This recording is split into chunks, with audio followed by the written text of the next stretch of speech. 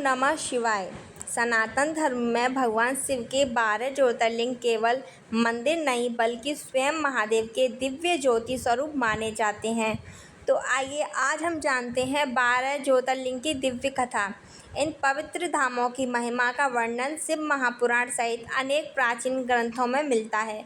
कहा जाता है जहाँ जहाँ भगवान शिव स्वयं अनंत प्रकाश के रूप में प्रकट हुए वहीं वहीं ज्योतिर्लिंग की स्थापना हुई। इन 12 ज्योतिर्लिंग के दर्शन और श्रद्धापूर्वक स्मरण से भक्तों के पाप क्षीण होते हैं, मनोकामनाएं पूर्ण होती हैं और भगवान शिव की विशेष कृपा प्राप्त होती है। आज से हम प्रारंभ कर रहे हैं द्वादश ज्योतिर्लिंग की दिव्य रहस्यमयी और प्राचीन कथा श्रृंखला। इस श्रृंखला में हम एक एक करके सभी ज्योतिर्लिंग की उत्पत्ति, उनकी जुड़ी हुई पौराणिक कथाएं, चमत्कार, धार्मिक महत्व और आज भी वहां होने वाले अद्भुत रहस्यों को विस्तार से जानेंगे। तो चलिए शुरू करते हैं। इस पवित्र यात्रा की शुरुआत हुई प्रथम ज्योतिर्लिंग श्री सोमनाथ महादेव से, जहां चंद्रदेव ने भगवान शिव की कठोर तपस्या करके उनका दिव्य वरदान प्राप्त किया।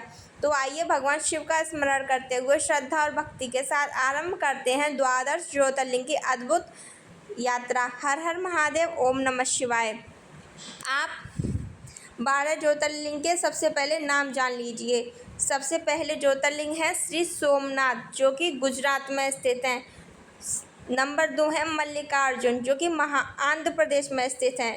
नंबर 3 है हमारे श्री महाकालेश्वर महादेव, जो उज्जैन के राजा हैं। श्री ओमकारेश्वर मध्य प्रदेश, श्री केदारनाथ उत्तराखंड, श्री भीमाशंकर महाराष्ट्र, श्री काशी विश्वनाथ वाराणसी, श्री त्र्यंबकेश्वर महादेव महाराष्ट्र, श्री वैद्यनाथ देवघर, श्री नागेश्वर गुजरात, श्री रामेश्वरम तमिलनाडु और श्री गणेश्वर महादेव महाराष्ट्र।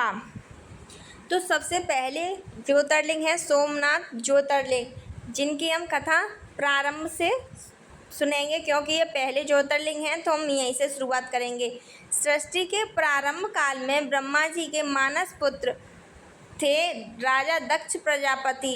राजा दक्ष प्रजापति अत्यंत तेजस्वी, धर्मपरायण और यज्ञों के महान ज्ञाता थे। उनकी 27 कन्याएं थीं। इन 27 कन्याओं के नाम ही आगे चलकर 27 नक्षत्र कहलाए, जैसे अश्विनी, भरणी, कृत्तिका, रोहिणी, मार्गशीरा इत्यादि।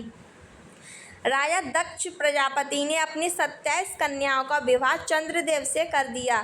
विवाह के समय दक्ष ने चंद्रदेव से कहा, हे चंद्र, ये सभी पुत्रियां मेरे लिए समान हैं, तुम भी इन सभी के साथ समान प्रेम और सम्मान व्यवहार करना। चंद्रदेव ने प्रसन्न होकर यह वचन स्वीकार कर लिया।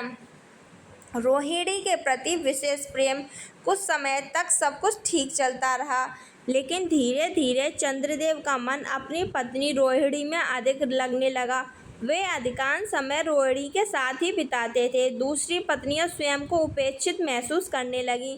सभी बहनों ने अपने पिता दक्ष प्रजापति के पास जाकर, पिताश्री, चंद्रदेव केवल रोहिणी से प्रेम करते हैं, हम सबकी ओर ध्यान नहीं देते। दक्ष प्रजापति ने चंद्रदेव को बुलाकर समझाया, हे चंद्र, सभी पत्नियां तुम्हारे लिए समान होनी चाहिए, पक्षपात मत करो। चंद्रदेव ने उस समय तो बात मान ली, लेकिन कुछ ही दिनों बाद फिर रोहिणी के प्रति उनका प्रेम विशेष हो गया। दक्ष प्रजापति को भयंकर श्राप मिला। जब शिकायतें बार बार आने लगीं तो राजा दक्ष प्रजापति अत्यंत क्रोधित हो गए। उन्होंने चंद्रदेव को श्राप दिया, हे चंद्र, तुम क्षय से रोग से पीड़ित हो जाओ, तुम्हारा तेज, सौंदर्य, शक्ति दिन प्रतिदिन क्षीण होते जाएंगे। श्राप लगते ही चंद्रदेव का दिव्य प्रकाश कम होने लगा, उनका शरीर दुर्बल हो गया, उनका तेज नष्ट होने लगा। चंद्रमा की क्षीण होने से पूरी सृष्टि प्रभावित होने लगी। रात्रि का प्रकाश कम हो गया, औषधियाँ, वनस्पतियाँ और फसलें प्रभावित होने लगीं। ऋषि, मुनि, देवता और मनुष्य सभी चिंतित हो गए।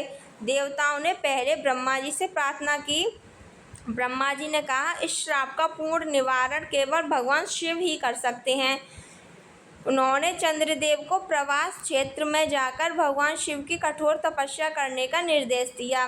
प्रभास क्षेत्र में कठोर तपस्या करी। चंद्रदेव गुजरात के पवित्र प्रभास पाटन पहुँचे, अरब सागर के किनारे, जहाँ उन्होंने मिट्टी का शिवलिंग बनाकर भगवान शिव की करोड़ों वर्ष आराधना की। उन्होंने महामृत्युंजय मंत्र का 10 करोड़ बार जप किया। कहा जाता है कि उन्होंने 6 माह तक निर्जल रहकर भगवान शिव की तपस्या एकाग्र होकर की। उनकी तपस्या से भगवान शिव प्रसन्न होकर प्रकट हो गए। अंततः भगवान शिव अपने दिव्य ज्योतिर्रूप में चंद्रदेव के सामने आए और भगवान शिव ने चंद्रदेव को वरदान देते हुए कहा, हे सोम, दक्ष प्रजापति का श्राप पूर्ण रूप से समाप्त नहीं हो सकता, क्योंकि ऋषि और प्रजापति का श्राप व्यर्थ नहीं जाता, लेकिन मेरी कृपा से उसका प्रभाव सीमित हो जाएगा। भगवान शिव ने कहा, प्रत्येक कृष्ण पक्ष में तुम्हारी एक एक कला क्षीण होती जाएगी। अमावस्या तक तुम लगभग अदृश्य हो जाओगे। फिर शुक्ल पक्ष के प्रथम दिन से तुम्हारी कलाएं पुनः बढ़ना आरंभ करेंगी और पूर्णिमा के दिन तुम अपनी 16 कलाओं के साथ पूर्ण तेजस्वी हो जाओगे। इसी वरदान के कारण आज भी चंद्रमा 15 दिनों तक घटता है कृष्ण पक्ष और फिर 15 दिनों तक बढ़ता है शुक्ल पक्ष। यह प्रकृति का सनातन नियम बन गया है। भगवान शिव के वरदान से चंद्रदेव का तेज वापस लौट आया। उनके मुखमंडल फिर से प्रकाशमान हो गया। देवता, ऋषि और समस्त लोग आनंदित हो उठे। पृथ्वी और चांदनी फैल गई। औषधियाँ, वनस्पतियाँ समस्त ऊर्जावान फिर से हो उठी। हे भोलेनाथ, आपने मेरे जीवन में एक नया प्रकाश दिया है। मेरी एक प्रार्थना और सुन लीजिए कि इस पवित्र प्रवास क्षेत्र में सदा के लिए विराजमान रहें, ताकि आने वाले युगों में जो भी भक्त यहाँ आए उन्हें एक आपकी कृपा प्राप्त हो।